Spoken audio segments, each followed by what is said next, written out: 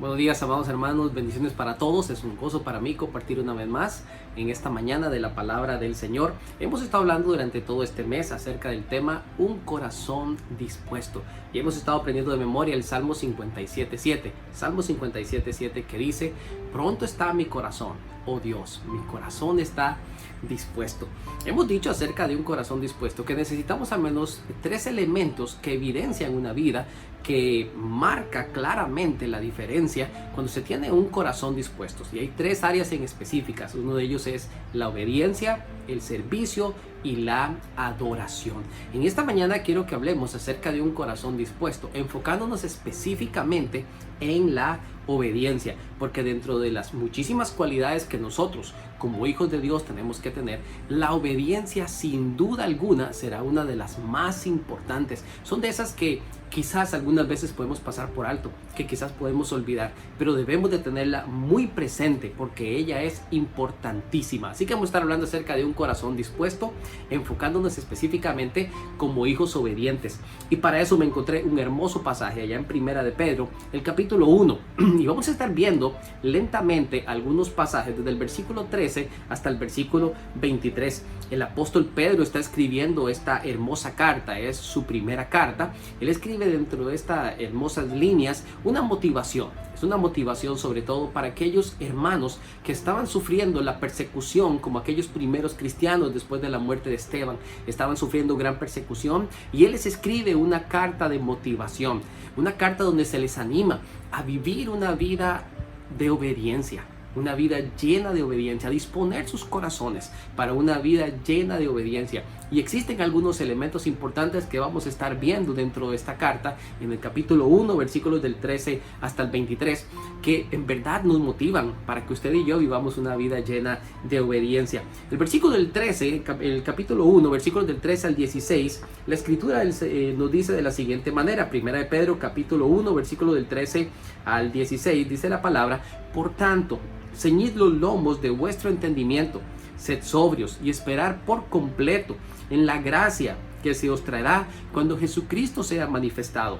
Como hijos obedientes, no os conforméis a los deseos que teníais antes estando en vuestra ignorancia, sino que como aquel que os llamó es santo, sed también vosotros santos en toda vuestra manera de vivir, porque escrito está: sed santos porque yo soy santo. Sin duda, una de las primeras motivaciones que el apóstol está escribiendo para nosotros vivir una vida llena de obediencia con un corazón dispuesto es pensar en la inminente venida de nuestro Señor y Salvador Jesucristo. Yo creo que para todos es evidente por las cosas que estamos viviendo que el Señor está a las puertas. Su misericordia sigue manifestándose, su grande amor nos sigue dando la oportunidad, su gracia se sigue extendiendo, pero su venida está cerca. Pensar en la venida del Señor durante nuestra vida día tras día nos motiva a tener una vida llena de propósito, a tener una vida clara hacia dónde vamos, cuál es nuestra esperanza. Pensar en la venida de nuestro Señor Jesucristo también nos ayuda a entender un poquito el por qué Pedro está escribiendo estas cosas. Dentro de lo que él dice en el versículo 3 es que tenemos que tener los lomos de nuestro entendimiento ceñidos. Y esta palabra de ceñir los lomos, pues es esa misma figura que utilizaban los antiguos cuando iban a la guerra. Es la idea de estar preparados, de estar listos en nuestro entendimiento. Dios quiere que usted y yo estemos preparados, que estemos listos, porque esa venida del Señor puede suceder en cualquier momento. La venida del Señor es inminente, va a suceder, y cada día se están cumpliendo más y más las profecías descritas en la palabra. Pero también algo interesante que tiene la venida del Señor es que es instantánea. Eso va a suceder en un abrir y cerrar de ojos. Va a ser algo instantáneo. Dice la Escritura que nadie sabe ni el día ni la hora, y debemos de estar listos en nuestro entendimiento. Debemos de estar conscientes de cuál es la voluntad del Señor para nosotros en nuestra vida. Y por supuesto, la idea de estar preparados y de estar listos también nos obliga a vivir bajo una gran obediencia. Tenemos que tener nuestros lomos ceñidos, estar listos, preparados cada día y enfrentar nuestra vida con un propósito, y es pensar que nuestro Señor ha de venir por nosotros pronto. También el pasaje nos está diciendo en el versículo 13 que nosotros debemos de mantenernos viviendo de manera sobria, esperar por completo esta venida de parte del Señor. Y el versículo 14 nos invita y dice directamente, como hijos obedientes. Aquí involucra el esperar su venida, el estar preparados, el vivir con sobriedad y con obediencia. Lo dice claramente y nos dice directamente el pasaje que no podemos conformarnos a este mundo. Usted y yo, según lo que dice el versículo 14, no podemos amoldarnos a este mundo. Si vivimos bajo la obediencia y bajo la dirección de nuestro Dios, si conocemos su palabra y nos hemos preparado en nuestro entendimiento, si estamos listos, usted y yo no podemos conformarnos a este mundo. Como hijos obedientes no podemos amoldarnos, no podemos tomar la forma de este mundo. En pocas palabras, usted y yo no podemos entrar en ese molde, no podemos parecernos a la gente del mundo. Dios quiere que esperemos como hijos obedientes de una manera digna y que evidentemente seamos diferentes. Parte de la idea de amoldarse es no sentirse cómodo.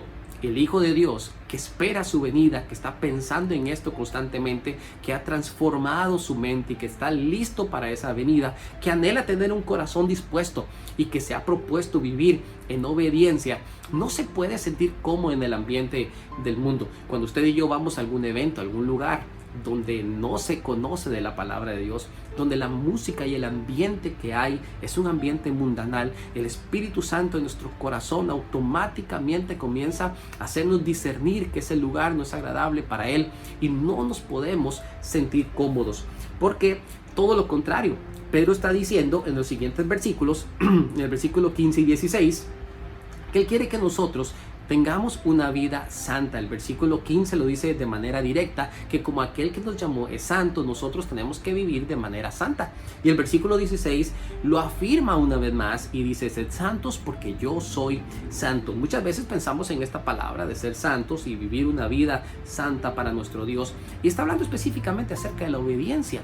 No podemos pensar específicamente, por ejemplo, en perfección, porque eso solamente lo alcanzaremos cuando estemos en la misma presencia del Señor, pero cada día en esa búsqueda de nuestro Señor, en esa preparación de nuestro entendimiento, cada día vamos perfeccionándonos y amoldándonos más al Señor y menos a las cosas de este mundo. Vivir una vida de obediencia y una vida santa es tener una vida que es apartada para el Señor.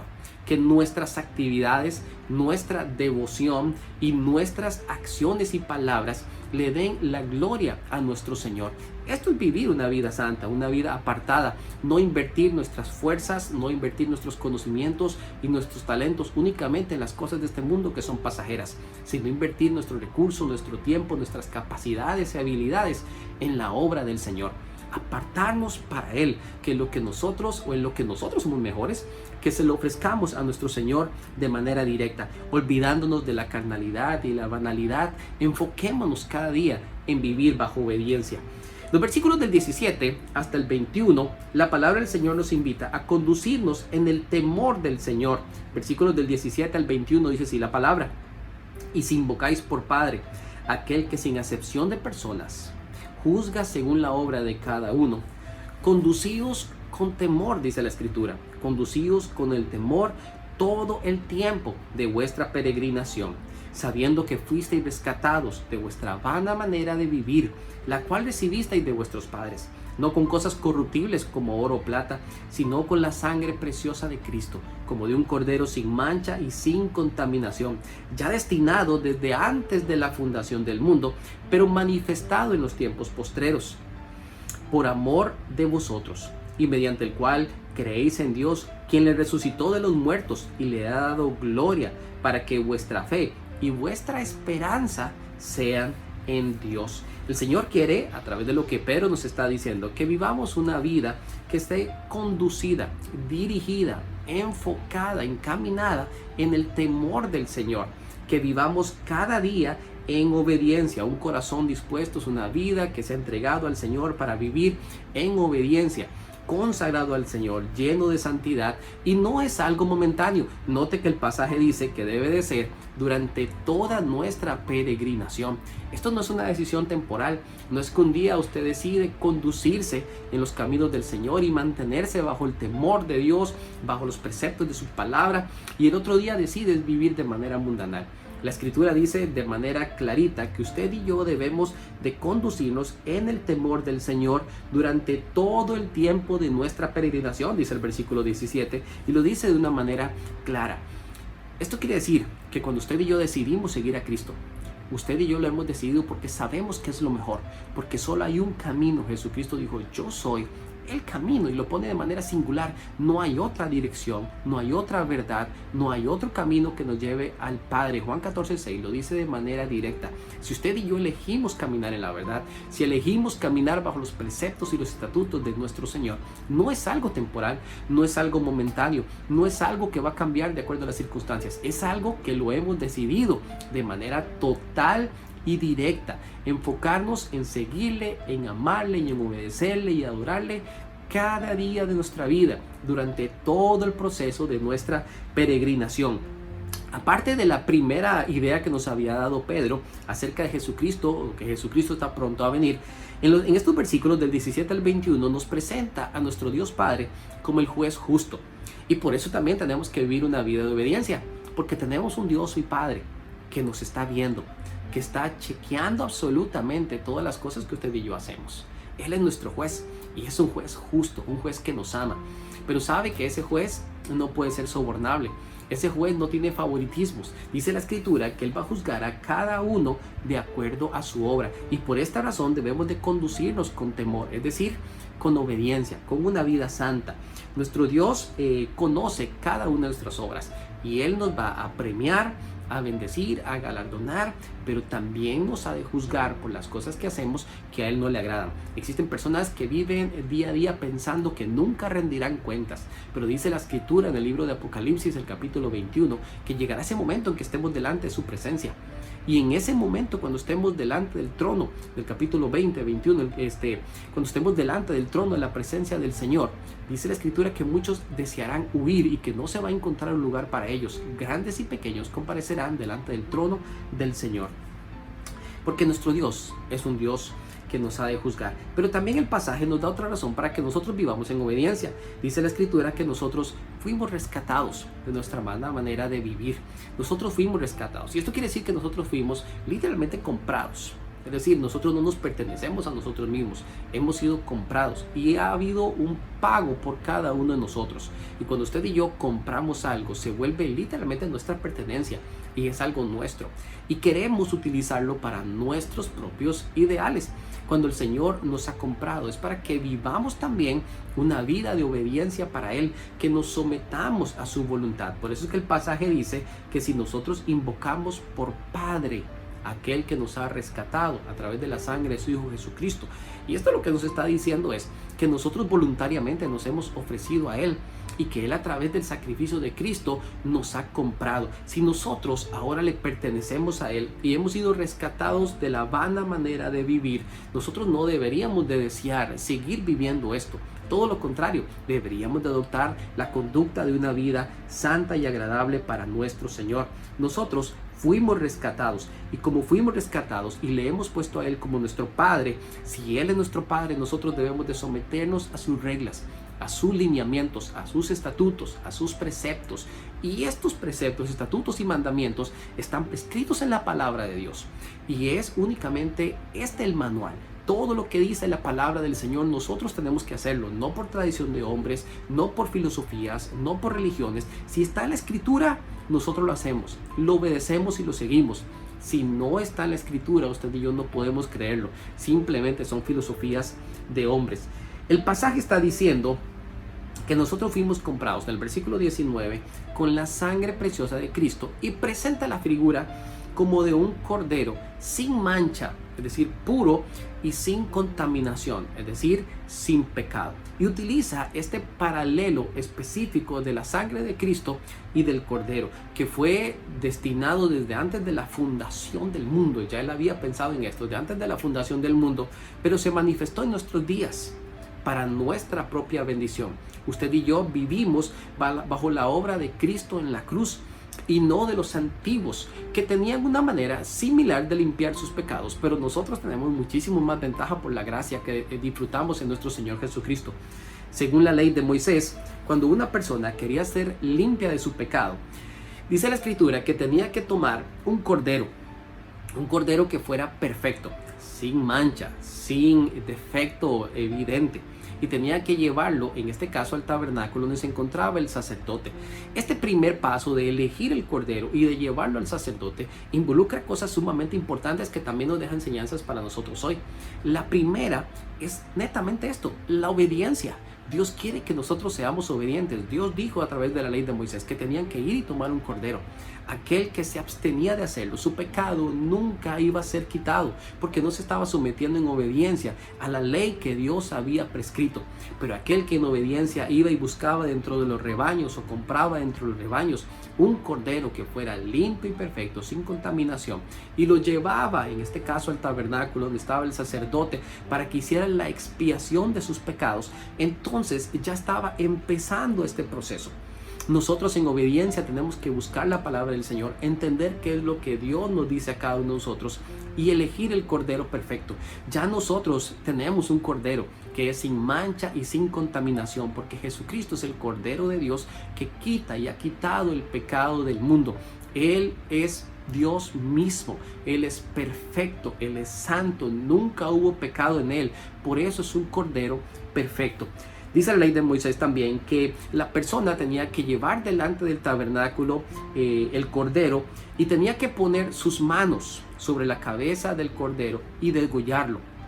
Y esto pues era algo pues bastante difícil, pero era parte del ritual que ellos tenían que cumplir. Pero también nos deja muchísimas enseñanzas. Al poner ellos sus manos sobre la cabeza del cordero, estaban literalmente delegando su culpa sobre este cordero. Automáticamente ellos están confesando que son pecadores y que necesitan que alguien pague con su vida por el pecado que se ha cometido. Dice la Escritura que el pago del pecado es la muerte y alguien tiene que morir a causa del pecado, y como el pecador no está limpio, no puede ni siquiera él mismo expiar sus propios pecados, y tiene que venir un animalito que es inocente y que es puro a derramar su sangre, derramar su vida para limpiar su pecado. En el momento en que se ponían las manos sobre la cabeza de este cordero, automáticamente yo estoy delegando mi culpa, estoy confesando mi culpa, estoy aceptando mi error y estoy pidiendo que alguien sea el que limpie mi pecado, porque yo mismo no puedo hacerlo. Y al derramar su sangre, al ser degollado y derramar su sangre, de esa manera está entregando su vida por el pago del pecado, que era en este caso la muerte. Todo este proceso fue justamente lo que hizo nuestro Señor Jesucristo.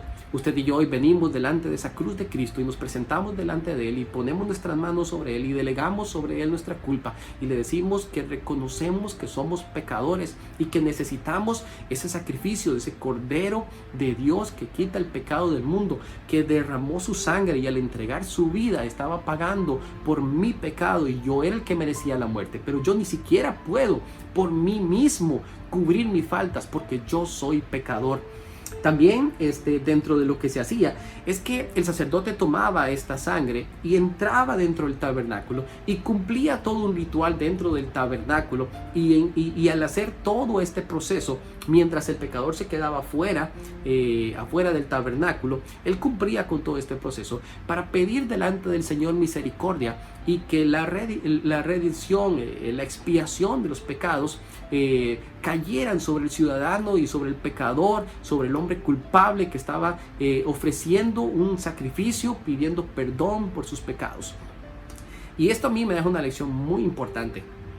En verdad, los antiguos tenían que aceptar y entender que por ellos mismos no podían limpiar su pecado y su maldad. Necesitaban un mediador que iba delante de la presencia de Dios Padre que estaba en el tabernáculo y ofrecía la sangre de ese sacrificio.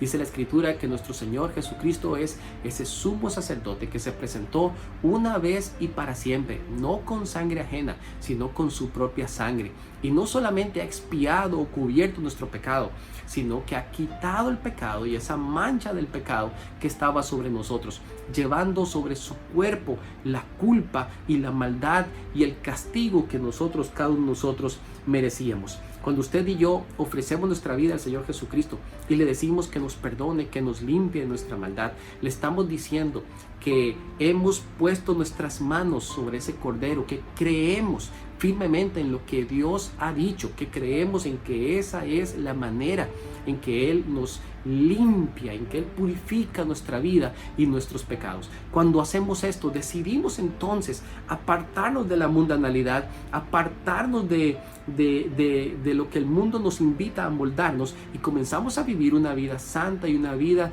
de obediencia y le proclamamos a Él como nuestro Padre y nuestra vida la entregamos en sus manos. Damos gloria al Señor por ese sacrificio perfecto de Jesucristo en la cruz. En los versículos 22 y 23, la Escritura nos sigue hablando acerca de la importancia de la obediencia. La importancia de la obediencia. Si hemos entregado nuestra vida a nuestro Dios, tenemos que vivir entonces en obediencia. Y hay varios aspectos importantísimos. Un corazón dispuesto es un corazón obediente, que entiende la importancia de vivir sometido a nuestro Dios. El pasaje dice: habiendo purificado vuestras almas por la obediencia a la verdad. Y cuando habla de la verdad es justamente la palabra de Dios. Cuando veis purificando vuestras almas por la obediencia a la verdad, mediante el Espíritu, para el amor fraternal no fingido, dice la Escritura. Amaos unos a otros entrañablemente de corazón puro, siendo renacidos no de simiente corruptible, sino de incorruptible, por la palabra de Dios que vive y permanece para siempre. Usted y yo encontramos algunos principios importantísimos acerca de la obediencia en estos dos versículos. Cuando usted y yo vivimos en obediencia, automáticamente estamos purificando nuestras almas. Cuando decidimos vivir en obediencia y nos regimos bajo los preceptos de la verdad, de la palabra, usted y yo comenzamos a purificar nuestras almas.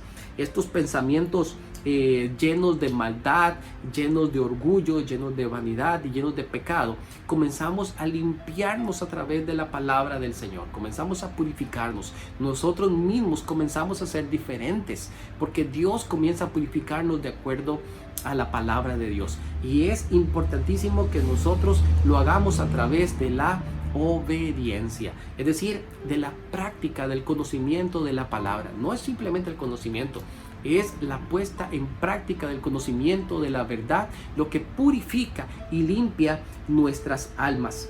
Dice también que nos enseña a vivir en obediencia, nos enseña a amar entrañablemente, de manera profunda, de manera real, es decir, de manera pura, sin fingimiento, sin hipocresías, de una manera sincera y real. Usted y yo aprendemos a perdonar y a pedir perdón, porque estamos amando entrañablemente. Dice la Escritura que el amor cubre multitud de faltas, es decir, naturalmente y de manera espontánea comenzamos a amar, de manera entregada comenzamos a amar.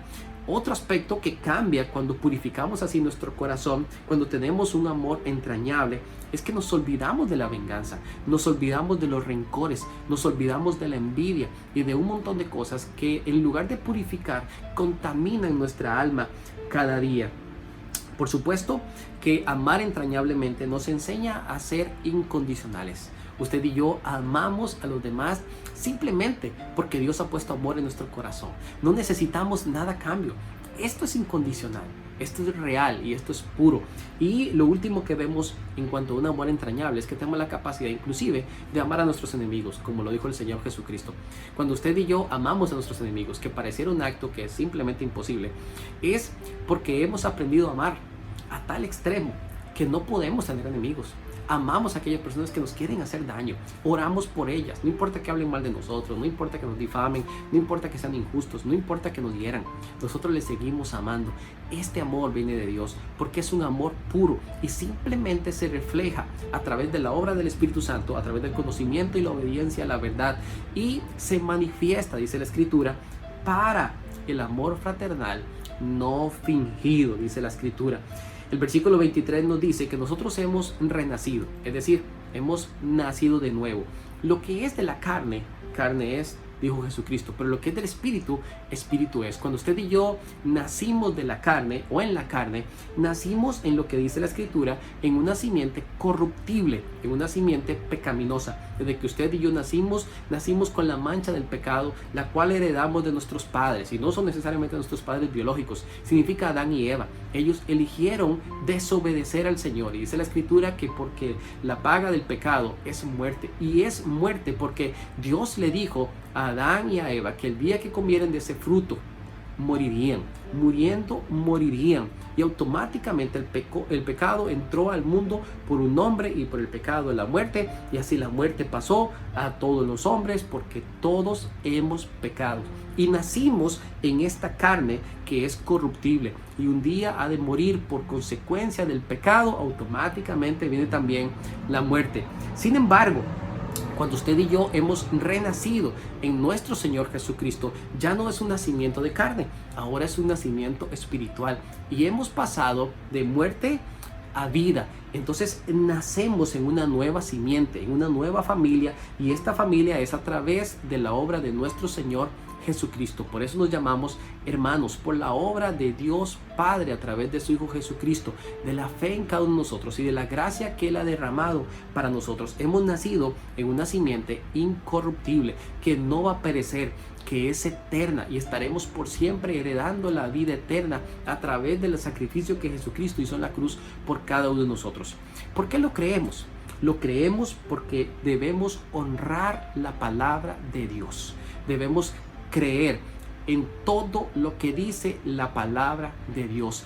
Ella es la verdad. Ella es la verdad. Honramos la palabra, y dice la Escritura en el versículo 23, la palabra de Dios vive y permanece para siempre.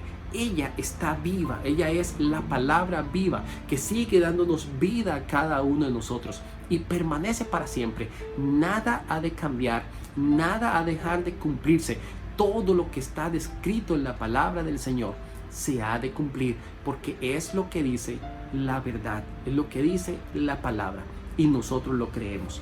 Cuando usted y yo decidimos nacer en nuestro Señor Jesucristo, usted y yo hemos decidido también tener un corazón dispuesto, y ese corazón dispuesto es hacia la palabra. El apóstol Pedro nos ha dado toda una lección de cosas importantes que no podemos olvidar acerca de la obediencia. La primera, que nuestro Señor Jesucristo viene, y viene pronto, y estamos viendo muchísimas de las señales cumplidas y las estamos viviendo diariamente.